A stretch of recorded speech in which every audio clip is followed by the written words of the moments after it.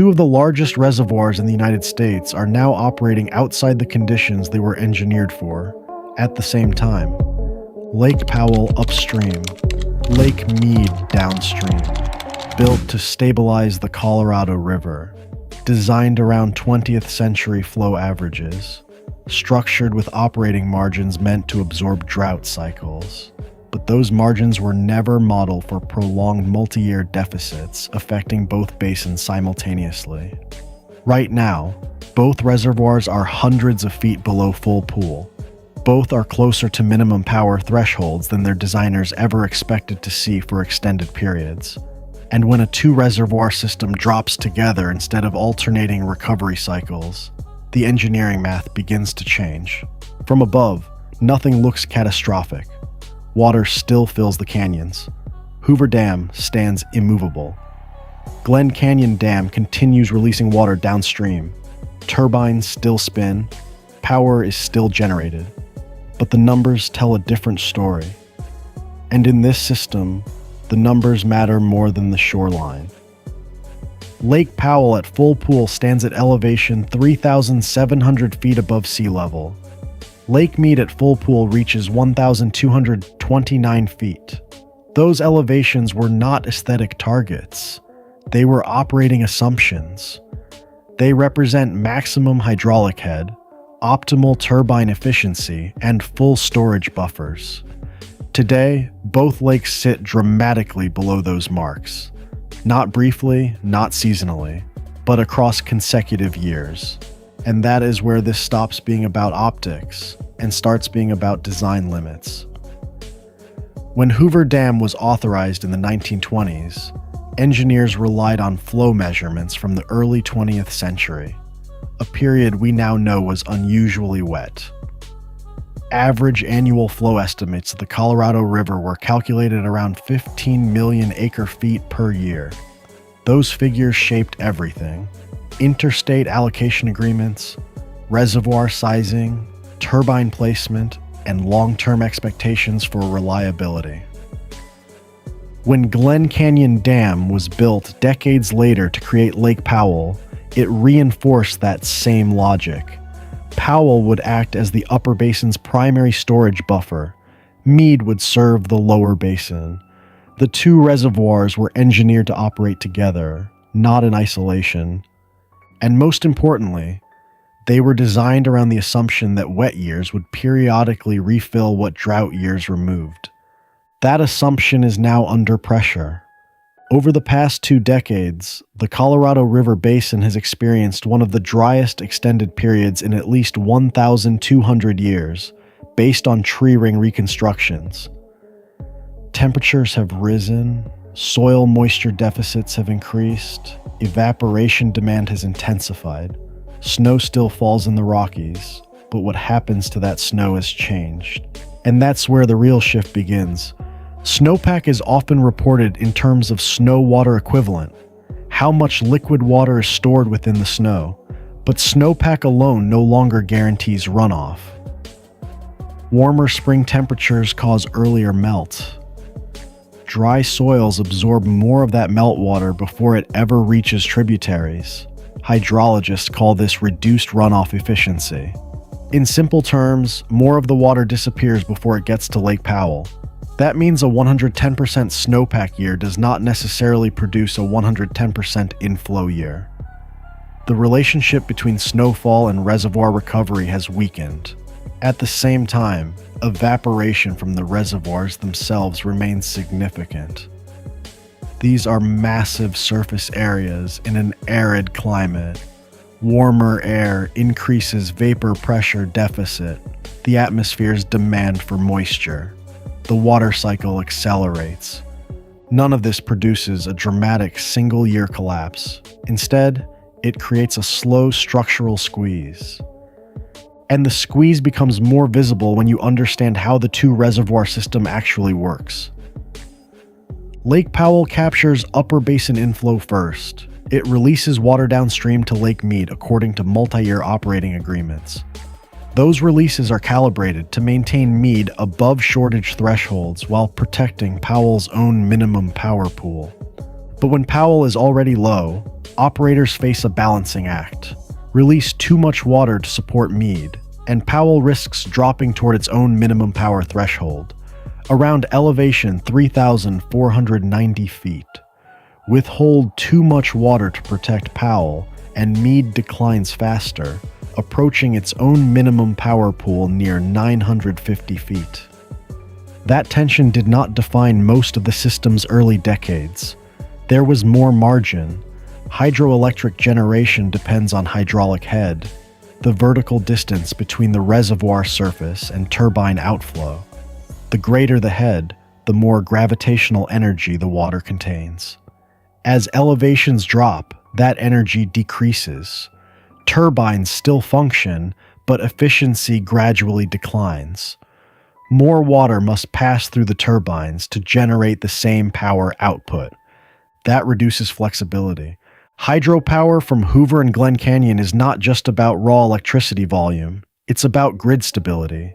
Hydropower can ramp up quickly to meet peak demand. When hydraulic head shrinks, ramping capacity tightens. The system still works, but with less cushion. And cushion is everything in infrastructure design.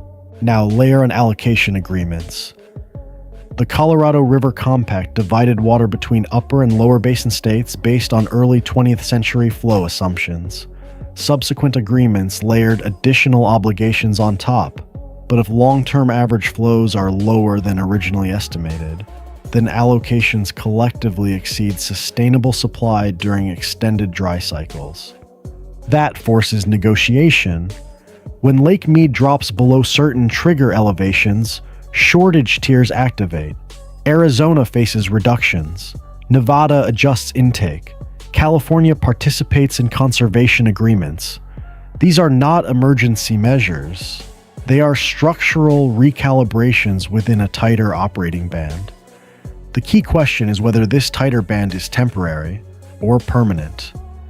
Tree ring reconstruction suggests that the 20th century may have been wetter than many earlier centuries in the basin's history. If so, the system was built during an optimistic hydrologic window. Again, that does not mean it was misengineered. It performed precisely as designed under the conditions of its time. But engineering assumptions are only as durable as the climate regime they are based on. And climate regimes shift. If the long-term baseline of Colorado River inflow declines, even modestly, then reservoir equilibrium levels also shift downward, not catastrophically, but persistently. That is what we may be witnessing now. Lake Powell and Lake Mead are not empty. They are not structurally compromised. They are not on the verge of dam failure. What they are experiencing is compression of operating margins. When reservoirs are near full pool, operators have flexibility. They can adjust releases more freely. They can generate power at optimal efficiency. They can absorb a below-average snow year without immediate concern.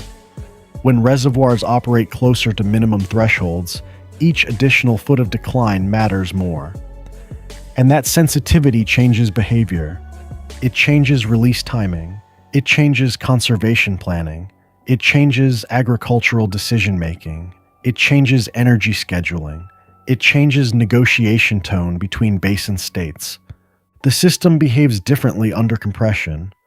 And this is where the two-reservoir dynamic becomes critical.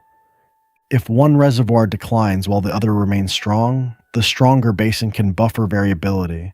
But when both decline simultaneously, flexibility disappears faster. The system loses its redundancy. Lake Powell was intended to shield Lake Mead from upper basin variability. Lake Mead was intended to stabilize lower basin supply.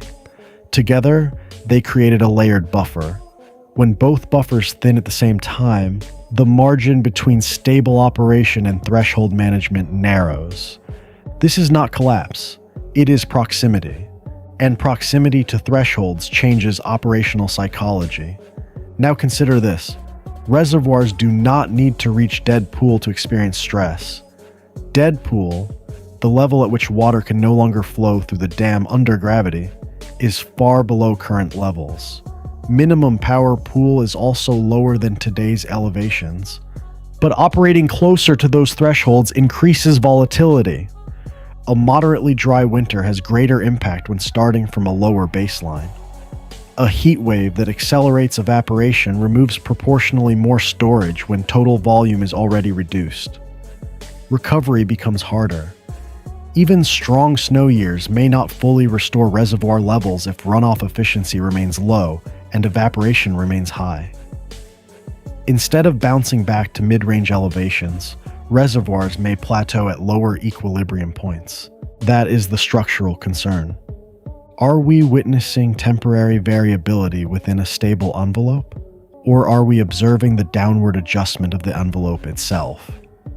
Climate models project continued warming across the Southwest.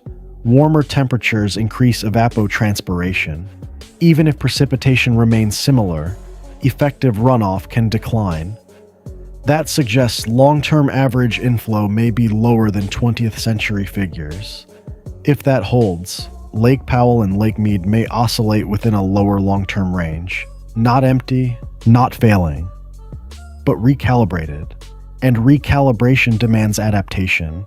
We are already seeing adaptive management. Voluntary conservation agreements have increased.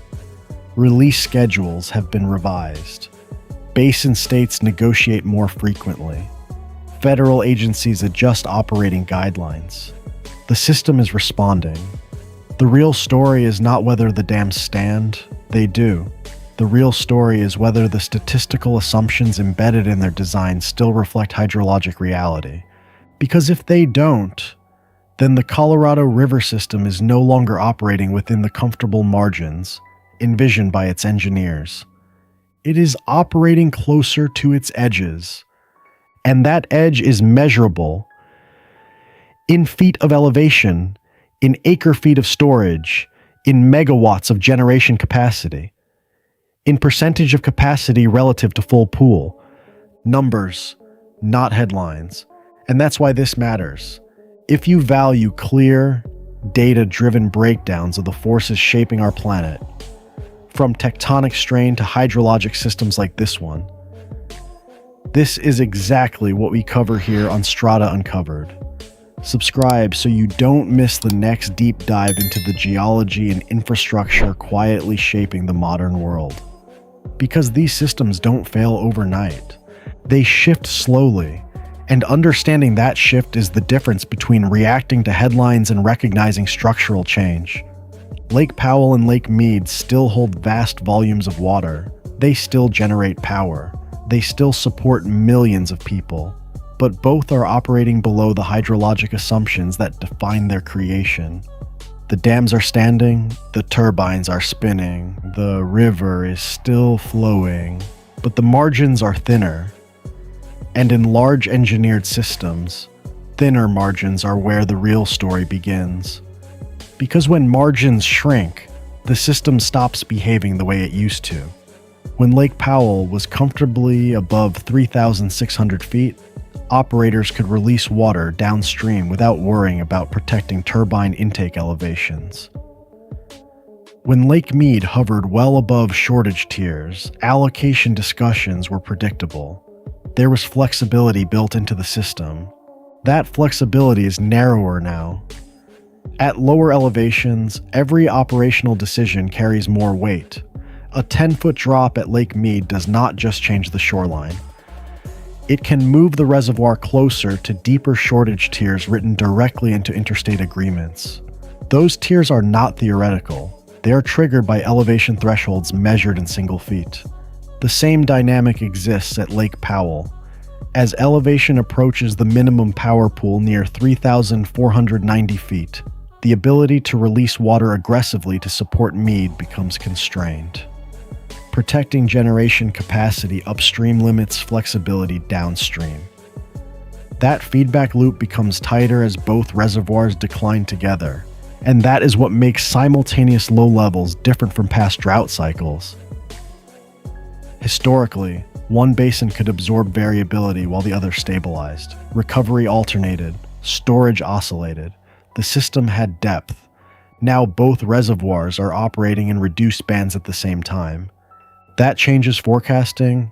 Snowpack is still the primary driver of inflow, but the relationship between snow and storage is no longer as straightforward. Warmer soils absorb more melt before runoff begins.